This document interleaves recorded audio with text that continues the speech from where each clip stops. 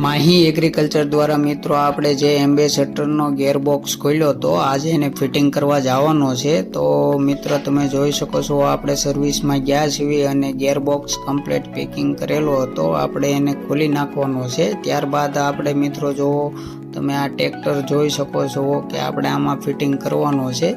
તો આમાં હાઇડ્રોલિકની પણ તકલીફ હતી, હાઇડ્રોલિક બરોબર પ્રોપર વર્કિંગ કરતી નહોતી, ઊંચા નીચી નહોતી થતી। તો આપણે એના હાઇડ્રોલિક કંટ્રોલ વાલ્વ ખોલી અને કમ્પ્લીટ સર્વિસ કરવાનો છે।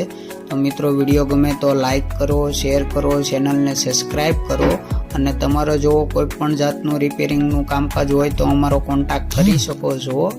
ને મિત્રો માહીના સનેડા લેવા માટે પણ અમારો કોન્ટેક્ટ કરી શકો છો, જે આપણે નવા સનેડા 3 વ્હીલ 4 વ્હીલમાં બનાવી છીએ અને ટ્રેક્ટર મોડલ પણ બનાવી છીએ।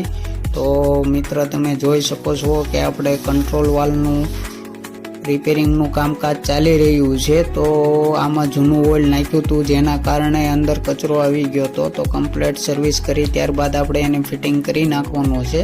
તો મિત્રો આ પાર્ટ 1 છે, હવે આપણે પાર્ટ 2 માં આપણે જોઈશું કે આનો ગેરબોક્સ કઈ રીતના ફિટિંગ કરવો। વિડીયો ગમે તો લાઈક કરો।